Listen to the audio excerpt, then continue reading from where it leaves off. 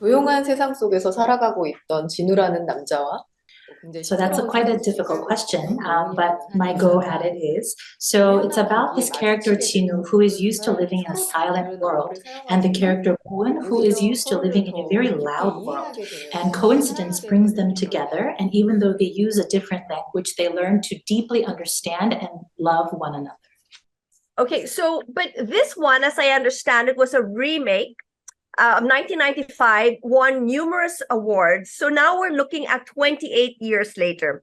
And for Jung Woo-sung, you haven't done, a series in a long time, since 2011, maybe. I'm not sure if I'm correct. But what made you say yes to doing this series? 그거는 사실은 제가 이제 이 원작과의 인연. So I have to say my relationship with this particular story goes way back, about 13 years back. 너무나도 인상. So when I watched the original series, it deeply resonated with me, so much so that I thought this has to be created into a Korean drama. And at the time, and this was against my will, the overall media environment in Korea, I think we lacked a particular courage that is required to create a series with the male lead not being using spoken language and someone having hearing impairment. And so it was delayed. And honestly, at that time, it felt like it was never going to be made. However, a few years ago, I was given the opportunity to be able to acquire the rights to the drama. And so having seen how the media environment has changed a lot in Korea as well, and also recently with the broader audience, different forms or different types of love have become so much more accepted by the general public. So I think it was just the right time to tell this story.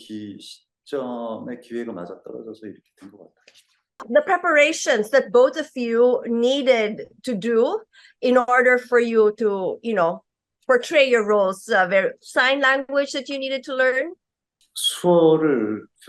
Yes, definitely. So I had to learn sign language, and the only secret to acquiring sign language is practice and practice. And so daily on the set with each scene, we had to rehearse and practice. That was really the only way to go at it. And when I first began learning sign language, I first of all learned that it's a very intuitive language, and I had a lot of fun. And I also thought, hey, this is quite easy. I think I can get it. However, as time went on, it got more difficult and more complex because depending on the placement of your hands and the direction that you're pointing to, it can be a completely different meaning. 저 같은 경우에는 수어를 For me, because my character is not someone who is very good at sign language, but she's also just learning to speak or use sign language in the story. So I had to really concentrate on to what degree do I show her, sort of beginning to learn it and then get better and better with time. However, the issue with Hyun-been here is that she's such a quick learner. So with each take, even within just one scene, she would get better and better at sign language. So sometimes I would have to sort of stay aside and sign to her that, hey, you're being too good right now. What would you say would be the overall message or takeaway that you would like your viewers to understand about this whole film, about love and relationship and the best way to communicate? I think when it comes to the best way to communicate, it's really all about listening and facing one another and really truly looking at one another.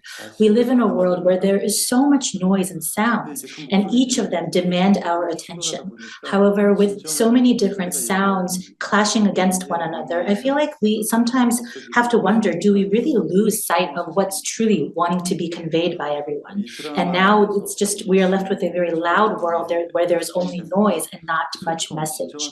I think the whole setting of the character Chinu having a hearing impairment, it really is an allegory as to how precious and how powerful communicating through silence can be.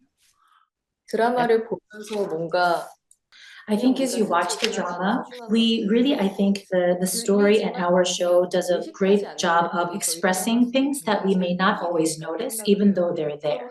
Precious things that we just let pass ourselves by. And I think it will provide an opportunity for those of you watching to really think about what are some of the things that we just let go of or we fail to notice, even when we are with someone that we care about.